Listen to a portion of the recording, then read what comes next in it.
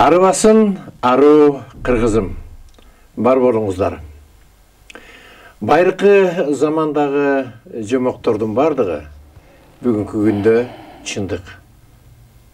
Ал эми бүгүнкү күндөгү чындык аттың эртең жомок. Мына ушундай заман. Сырдуу дүйнө телеберибизде сырдуу капчыгай жөнүндө кеп кылмакпыз. Сырдуу капчыгай деген мына сиздерге көрсөтүп аткан китеп чыкты. Сырдуу капчыгай.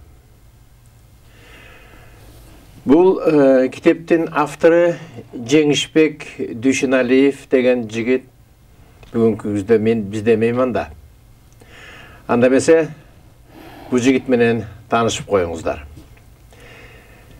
Жеңишбек Дүйшүналиев. Түзеле ушу суроолордон баштасак, китеп жөнүндө баштасак деген оюм бар. Ошондуктан Жеңишбек мырза, бул китепти окуп чыктым. Бул жөнүндө элибизге кабар бере турган көп нерселер бар экен. Бүгүнкү күндө кыргыздын өзүнүн табиятка, ааламга, адамга болгон мамилеси тууралуу өтө жакшы жазылып турат. Бирок сен жазуучу эмес экенсиң. Кандай себеп менен, эмне болуп, мына бул жерде өтө сырдуу нерселер бар экен, анды убагында сүйлөшөбүз. Эмне болуп жазылып калды, бул китеп эмне жөнүндө, элге бир учкай астыртан кабар берип койсоңуз. Алгач арбаңыздар кыргыз элим, барыңарга ушул турган агалардын жанынан ата-бабаларыбыздын арбайларын барыңыздарга салам дуабызды айтабыз. Арбаңыздар, бар болуңуздар. Эми бул китеп жөнүндө айта турган болсок, мен өзүм орус мектебин бүткөм.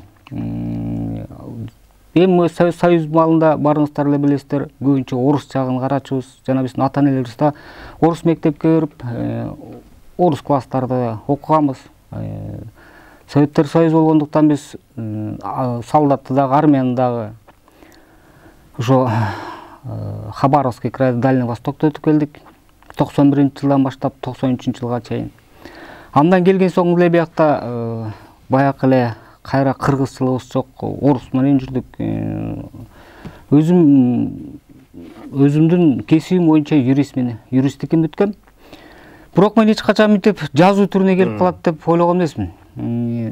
Эми жазганда дагы ушу кыргыздын жазуусун дагы жакшы билчү эмесмин. Жана бизде үй дегендер кошулат эмеспи? Мектепти кайсы жерден бүттүң?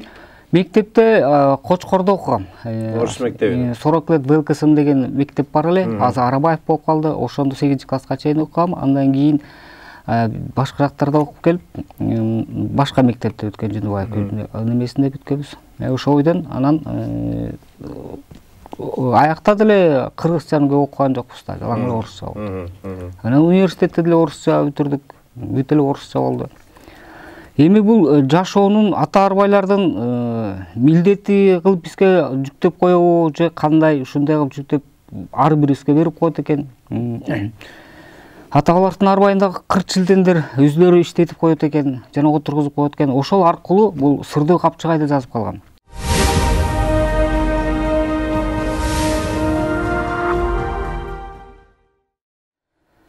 Жазган себебибиз кандай болуп калды? Эми алгач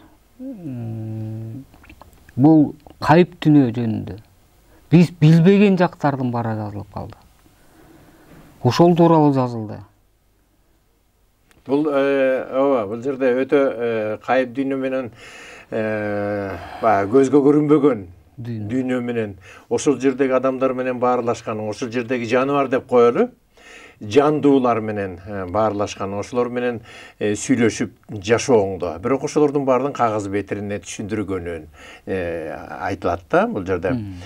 Бул китепте маселен эми бир нерсени айтып кетейин, урматтуу телекөрүүчү.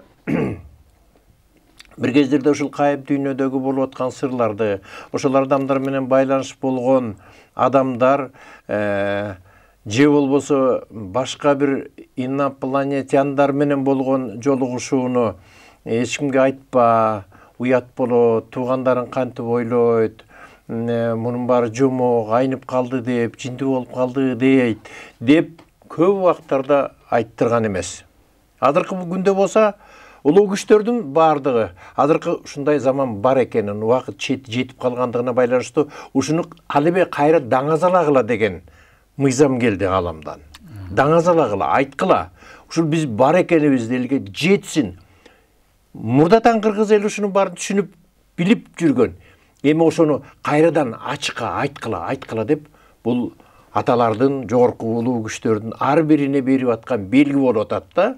Көкүрөктүү, жан дүйнөсү ачык адамдарга берип атат ошолордун айткыла деп.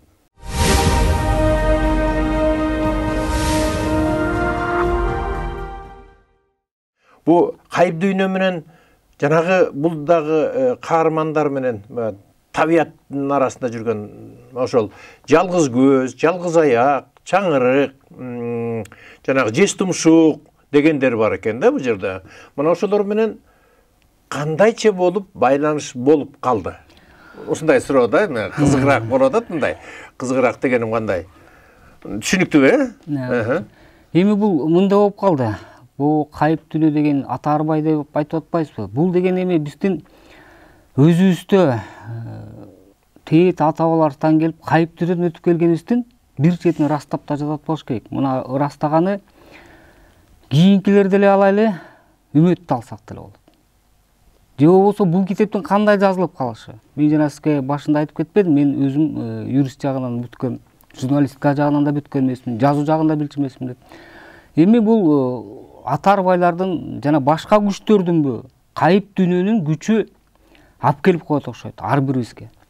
Эми муну жазып калган эң башкы себебим менин бул түшүмдө эң биринчи мен ушу Чыңгыз Төлөкулович Айтматовго чоң ыраазычылык берип, тереңдикти рахматымды айтат элем. Анткени ушул киши улуу атабыз биздин түшүмө кирген да. Түшүмө кирип эми бул жерде карасаңыз жакшы бир кооз капчыгайдын ичинде, капчыгайда эмес эми тоонун бети көрктүү, карагайлуу, арчалуу жерде жолуктук. Бул дагы түшүмдө болуп атат. Эми түш деп айтсаңыз, ак түш да эмес, мында өң сыяктуу. Ал жерде кадимки сиз экөөбүз сүйлөшкөндөй эле сүйлөшөбүз. Бул деген жан дүйнөсү же кайып дүйнөсү же башка дүйнө белгисиз да. Ошол жерден Чыңгыз атам менен жолугуп калдым. Чыңгыз атабыз менен жолугуп ал киши ушундай кийиниптир, баягы костюм шымы, галстук тагынган, анан немеси бар экен, жанагы плашты мындай жабынып алып, желбеги жабынып алып. Келип ошол жерден келип отуруп учурашып, ал жакта дагы саламдашпай, арбаңыздар деп учурашып, арбаңыз, бар болуңуз деп учурашып баяктан да. Анан отуруп сүйлөшүп алып, ал киши экөөбүз жолукканда айтты: "Балам, менден кийин китепти сен жазасың деп, жазгының" деп. Анан эми түш болгон менен деле кандай болуп сыяктуу мурун жазып көрбөсөм. Мурун ал жак менен катышым жок болсо, анан мен кантип жазам? Же жазганды билбесем, же неметпесем, жазасың балам деп койду.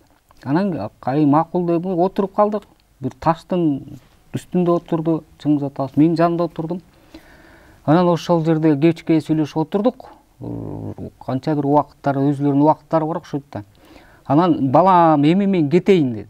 "Мен убактым болуп калды балам, мен кетейин" деп. Анан макул, жакшы барыңыз деп ал жерден учура коштошуп, эметке коштошуп кеткенден кийин эле бир 2-3 кадам тыштады. Кадам тыштап, анан кайра бурулду да: "Уктуңбу балам" деди. "Менден кийин сен жазасың, жазгының" деди. Анан эми ал жерден чоң киши атамба айтып аткандан, атадай болгон атабыз айтып аткандан, улуу Залкар киши айтып аткандан болуп тур ата, жазайын деди. Дедим ошол жерде. Болуп тур ата, жазайын деп. Макул анда балам, жазгырың деп анан кайра кетип калды. Эми ал жерден эми бул жердагы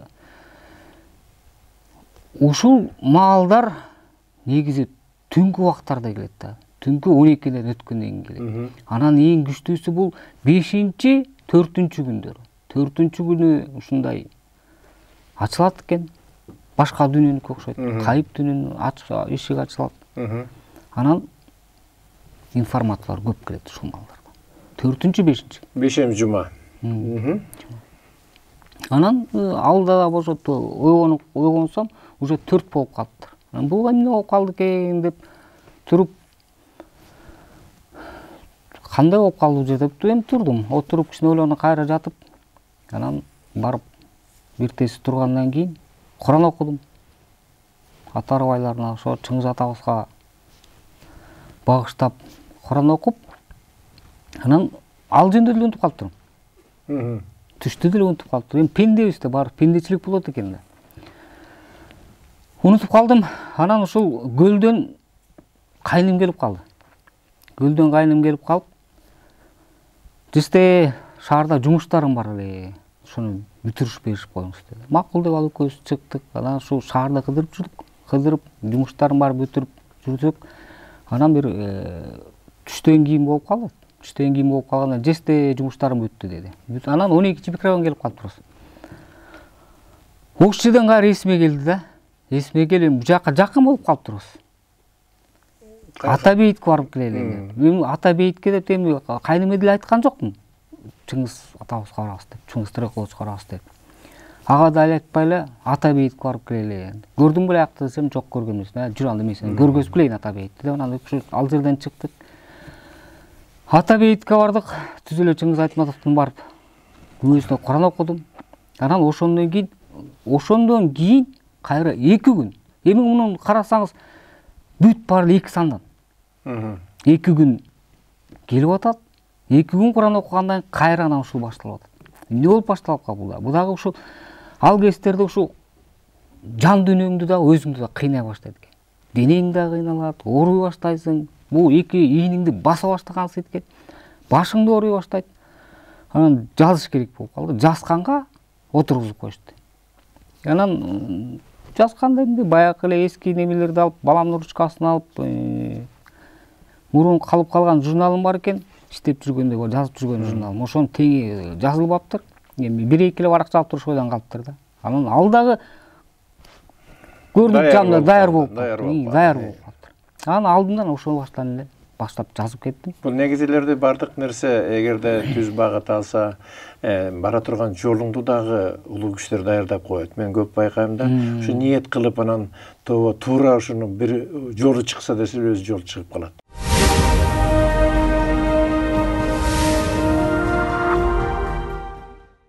Мен дагы бир суроо. Үйдө бул нерсени башында ошол кайып дүйнө менен канатташ болгон үй бүлөңдүн мамилеси кандай болду? Кайып дүйнө менен башында ишеничтер болгон жок.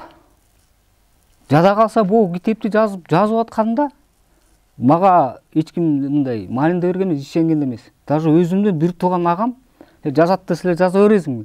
Бар окуп келбейсиңби? Жок дегенде 3 айлык курсун деген. Анан эми андай болбойт экен да. Аны деген өздөрү жаздырып аткандан кийин бул жазуу болот экен. Жок, суроону мындай башкача баштайлы. Баягы өгүн экөөбүз сүйлөшкөндө айтып бердиң эле ушул булар менен биринчи сүйлөшө баштаганыңда. Кайып дүйнөдөгү каармандар менен байланыш болуп, анан үйдө эч ким жок, анан эле өзүңчө сүйлөшө баштаганыңда. Анан ошондо тегеректегилер кандай? Себеби дегенде бул нерсени адам көзү менен өзү көрбөгөндөн кийин бирөө эле монтип өзүнчө эле жалгыз отуруп алып бурчка бирөө менен сүйлөшүп атса өтө бир кызык көрүнөт. Чын эле же айныдыбы дегенде. Ошол нерсени эстеп атам. Бул жагы мындай болуп калды эми. Чындап сиз айткандай ошондой эле болду. Биринчи мен бул дүйнөдөн өткөн кишилер менен сүйлөшө баштадым. Өткөн кишилер. Эми мындай карасаңыз, эми кээде кетип барып сүйлөшүп атсаң, өзүң деле чочуп кетип аттым, кедечи мен айнып баратамын деп.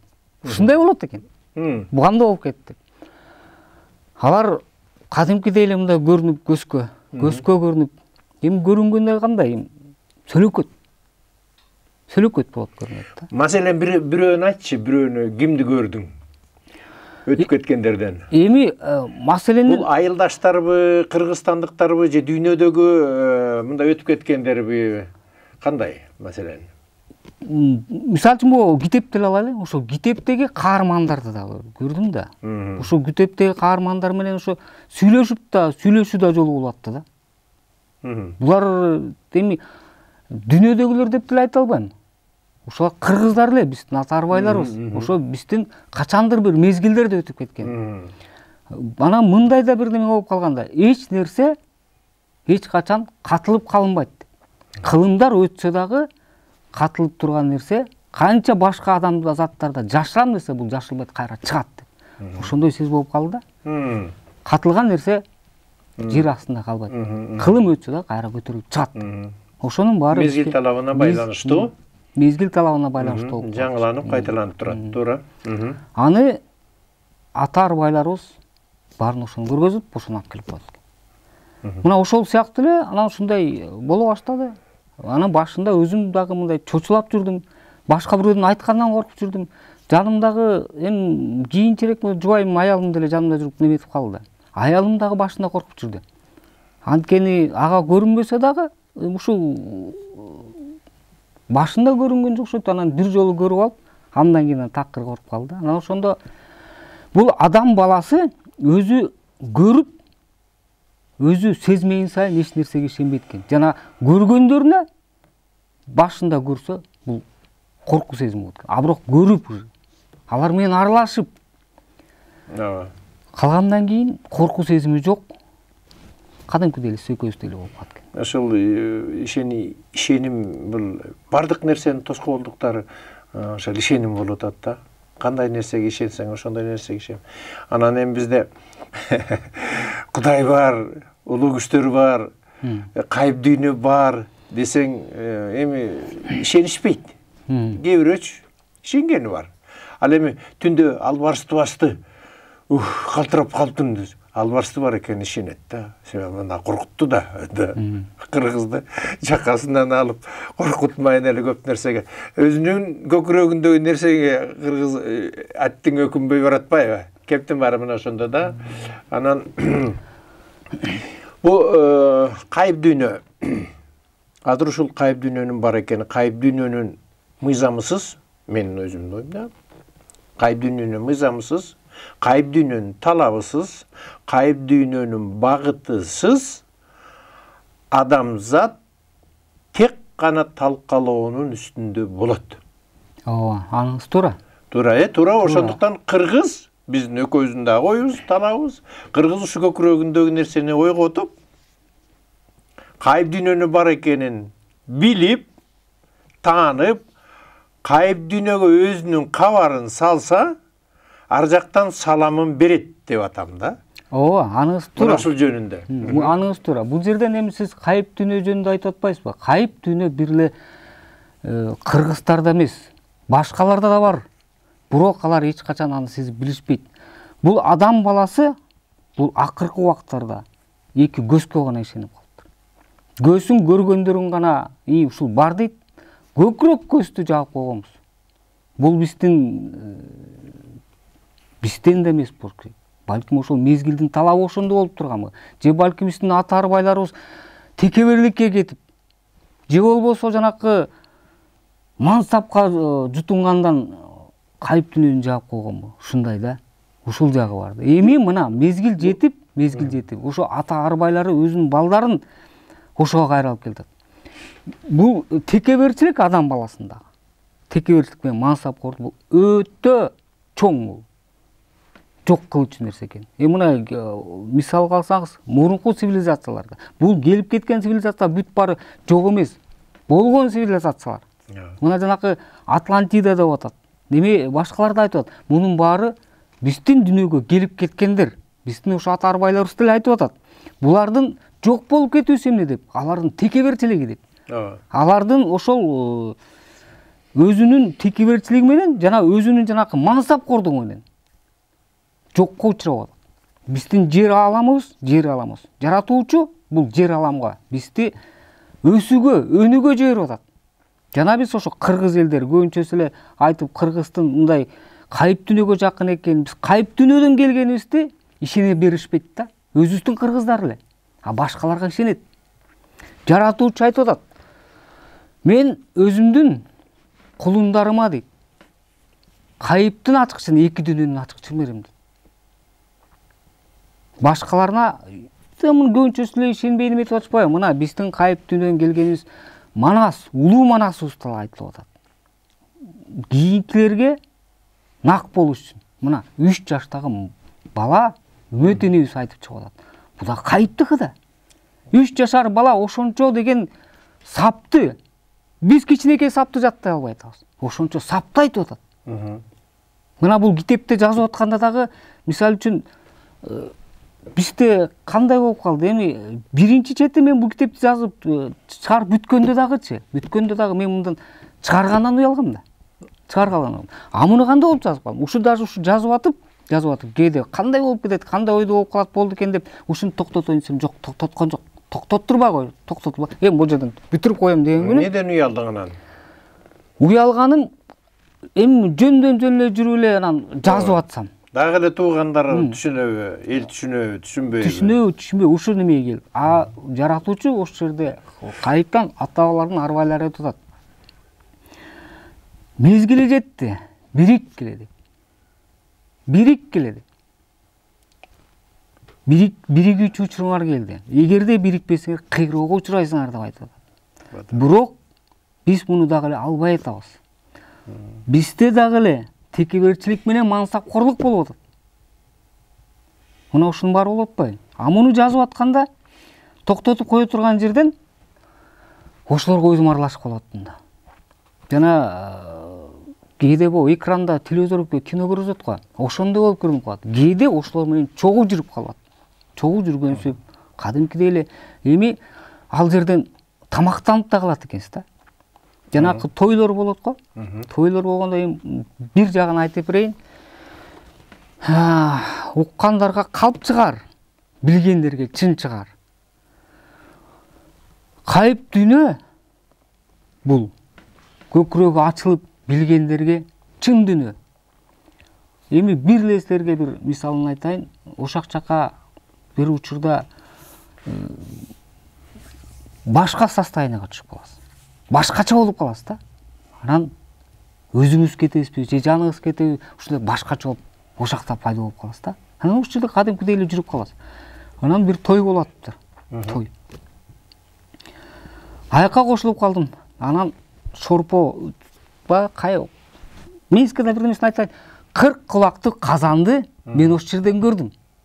Биздин ата-бабаларыбыз кантип от жакканын ошактан көрдүм. Казанды кандай орнотконун ошол жерден көрдүм. Көрдүңүзбү? Кызык болуп атат. Кандай от жагат экен? 40 кулактуу казан дегени мындай чоң казан экен. Кулактары бар. Мындан да чоң. Мындан да чоң. Аякка бир жылкынын этиби же андан көппү батат. Ошондой экен. Бир жылкынын эти өзү эле жөн эле мындай батылып ошондой экен. Анан кандай кылып салыптыр дебейсизби? Биз мисалы үчүн ташты коюп коюптур эле. Анан үстүндө казанды асып атпайсызбы? Жок, андай эмес экен. Жер казылыптыр. Жерди казылып, биягына чейин мындай алынып, отту салгандай кылып, анан үстүнө неме мындай алып келип туруп, бияка моор чыга турган жагында казылып, анан мындай жасалыптыр. Көрдүңүзбү? Анан кичине таштар коюлуптур. Биздин аталар азыр деле ошентип колдонот. Мен билбедиңби? Жок, мен ошондой.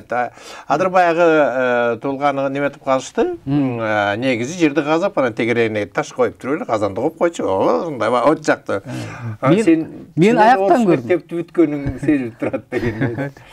Айта бер. Аякта деле мектепте жүргөндө эле айылда жүрүктүчү, бирок айылда Кочкор район центринде аякта жанакындай немелер, туулгалар бар болчу, сиз айтып аткан мештер бар болчу. Аны бочкандагы теше коюшуп.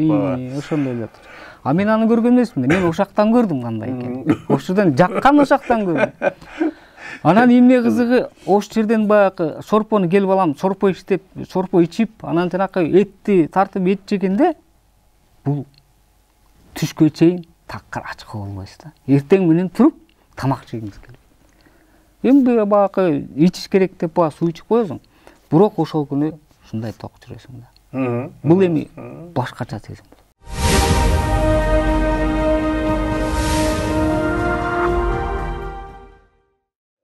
Күн менен тамактанган адамдар бар да. Эч нерсе ичпейт, эч нерсе жебейт, күндү тиктеп бир убакыттарга турушат. Бул мындай топтолгон элдер бир 100дөн ашып калды дүйнөдө. Россияда маселе. Эч нерсе жебейт жүрүшөт. Ошол абадан, күндөн, жерден, тегеректе курчап турган табияттан тамактанышат. Энергия алат. Мындай биз жеп аткандай тамакты жешпейт, ошондой жашап атышат. Анан сенин айтканың бул абдан чын. Маселен кээде түш көргөндө, түштө бир тамак жеп атсаң, качанкы бир жеп унутуп калган даамы түшүңдө көрөсүң да, сезесиң да. Ошо ушу сезимден дагы эс тутум аябай күчтүү экен да, даам сезүү. Мен качандыр бир кезде жеген тамагымдын андан бери 100 жыл болду жебей калганымда дегендейчи. Анан түшүмдө бир жолу жесем, ошол даамы келди. Кадимкидей ошол өзүнүн даамы келди да. Анан эс тутуму бар экен деп. Мына түштөн түшчөндө көп сүйлөштүк, күнү дагы сүйлөшүп отурдук. Түшчөн бул абдан адамдын бара турган багыт экенин, маягы дегендей. Анан ошол түштөрдөн сен жанагы кимдер менен баарлашканыңды кел токтойлу могуга. Жес тумшук. Мына бул жерде жес тумшук биз бала кезде укканбыз. Жес тумшук деген бар экенин, жомоктордон, чоң аталардын, чоң элердин айтып бергенинен. Жес тумшук менен кандай жолугуп калдың? Жес тумшук менен жолуккандачы, мен ал кишилер менен мындай байырлашкан менен жес тумшуктардын ошо образдарын, жемистиктарын ошо иштеп атканын көрдүм да. Үстүнөн кээде ошо үстүнөн карап турасыз, кээде кошуласыз ошолор менен. Алардын кыймыл аракеттерин баарын көрөсүз. Эми жанында тургансыз эле, сиз экөөбүз сүйлөшүп аткансыз эле, тургансыз эле демектесиз да. Ушундай акыбал болот. Бирок ал жерде ошо жес тумшук менен ошо жанындагы каарман сүйлөшөт. Ошолор көрүшөт. Анан эмнеси кызык, мунун баарын эле эстеп кала албайсыз да. Анын баарын эмете албайсыз. Мына ошо жазуу түрүнө келгенде кайра эле ошолор кайталанып, жаныңызда туруп киши сүйлөп бергени. Ким сүйлөп бергени дем киши деп айтпайм. Бул деген ата арбайлардын арбайлары болуш керек. Эми биздин жантан бери арбай десе эле, может кээ бирөө түшүнбөй турса керек. Бул биздин ата бабаларыбыздын арбайы дегенде, бул каза болуп калгандар эмес. Арбак менен арбайдын дагы айырмасы бар. Биздин ата бабаларыбыз кайып дүнөдөн келип, кайып дүнөгө кетип турган да. Эми кайып дүнөгө келген себеби кандай деп айтсак, бул энеден жаралган да. Эненин баягы немесин айтканда, тиякты болуп аткан, бүт баары берилип аткан иште, бүт баары кайыптан кошулуп атпайбы? Кайыптан берилип атат. Анан ошо чыкканда, ошо энеден чыкканда кайыптан чыгат экенбиз да. Жеңиш, мындай кылышыбыз керек да. Биз азыр элдер кайыптын түшүнөбү, түшүнбөйбү деген нерсени оюбуздан такыр алып салышыбыз керек болуп атат. Мен өзүм дагы ушул нерсени айтып атам да, теле берүүлөрдө. Кайып дүйнө бар экенин кыргыз туят, билет. Ишенбесе өзүнө койгон дегендейчи. Аны биз дайыма эле ал түшүнбөй калат го, мынтип калат, баледе эле түшүнөт кыргызча. Түшүнөт. Анын үстүнө иштебей атат ошону тек гана. Ошого көңүл бурбай атат. Ошого кол сунбай атат. Кол сунса ар жактан кол чыгарын, ошондо коркуп атышат дагы, ошого кабыл албай атат. Ошондуктан кайып дүйнө бар. Кайып дүйнө бар. Кайып дүйнө бар. Жанагы азыр мына бул акыркы күндөрү жалаң телевизордо карасаң, жалаң бир келечектеги жырткыч сыяктуу жаныбарлар, эртеңки боло турган согуштарды, кыйроолордун баарын көрсөтүп атпайбы кинодо? Мына ошолордун бардыгы ал бар үчүн кагазга, анан экранга түшүп атат. Эгерде ааламда жок болсо ошолордун баары, адамдын акылына кирбейт. Бардан жок болбойт, жоктон бар болбойт деген кеп бар да. Ошолор бар үчүн, биз аны ошону тек гана бул жомок фантастика деп коюп атабыз. Айырмасы ушул болуп атат. А негизи бул дүйнөдө кайсы бир чен өлчөмдөрдө параллель жашообузда, эртеңки жашообузда мунун баары бар. Бар нерсе адамдын оюна, акылына, көкүрөгүнө кирет. Жок нерсе кирбейт. Мына ошону эле түшүндүрүш керек биринчиден. Ошондуктан ушул кайып дүйнө, мына сен жазылган жез тумшук. Бизде жез кемпир дечү элек, жез кемпир депчи. Ал жөнүндө дагы айтабыз. Ошолор менен кадимкидей аралашып, алар сага үн салып турат. Ооба, ошондой болгон. Жана кайып дүйнө жөнүндө да айтып эметип кетпеңиз. Бул деген бул баары тең, сиз айткандай. Бул жашоодо келип кетиптир. Биз менен эле чогуу аралашып жүргөндөр дейт. Биз менен эле чогуу жүрүп баары. жана тойлорго келген Манас. Кайсында? Кое туруңуз, Манас. Манас бабабызды жанакы Көкөтайдын ашы. Көкөтай ата. Көкөтайдын ашында чакырылган элдердин ошол кезде суудан дагы суу ичинде жашагандар да келген дейт. Анысы чынбы? Бүт аламды чакырып, бүт бары келишкен дейт. Ошол кезде биз айтып аткан дөшалар да келиптир. Ошол кезде суперлер да келиптир. Суперлер болгондо русалкалар болуп калат. Суперлер да келиптир дейт. Барын чакырган дейт. Көкөтайдын ашында. Бок мурун чоң бабабыз бергенде Көкөтайдын ашында ошонун баары жүрбөдүбү дейт жаныңарда. Ошолорча болбодубу дейт. А бул жерге калыппы дейт. Көрдүңүзбү? Мунун баары ааламдык сыр. Жана бул биздин кайып дүнөдөнкү. Бул жерден айтып атат. Адам баласы нурдан жана жерден жаралган дейт. Топурактан жаралган дейт. Кайыптан келген элсиңер, ким экениңди билгиле. Кудайдын кулун эмес, кулун экенин билгиле дейт. Көрдүңүзбү? Биз Кудайдын кулунубуз. Демек биз нурдан жаралганбыз. Адам баласын жаралган жагынан экиге бөлүп атат. Нур жана топурактан деп жатат. Көрдүңүзбү? Муну биз сүйлөбөйбүз. Муну биздин ата бабаларыбыз, арбайлар сүйлөйт. Азыр мен байкадым сени сүйлөтүп атканын. Мен азыр сени ушул нерсени сүйлөтүп атканын мен көзүңдөн көрүп аттым. Ошолорду угуп атканыңды. Башка жака кирип кеттиң азыр. Маселенчи, абдан туура. Анан кыргыз негизи эле Кудайдын тентек кулуну. Бул абдан туура. Ушунча сырлардын баарын катып жери аткан. Баягы өзүм мен пенделерге утурумдук жакшылыкты бердим, утурумдук байлыкты бердим. Өзүм сүйгөн пенделерге түбөлүктүүлүгүн бердим деген кеп бар. Ошо кыргызга өзүнүн сүйүктүү кулунуна түбөлүктүүсүн берген. Түбөлүктүүсү эмне? Бул дүйнө эмес. Бул чыны менен эле жалган дүйнө, чын дүйнө, кайып дүйнө, жогоруда айтылгандай. Мына ошол жактагы сырлардын, ошол жакта адамзаттын бара турган багытын өтө баалуу сыйлыкты кыргызга тапшырып кеткен.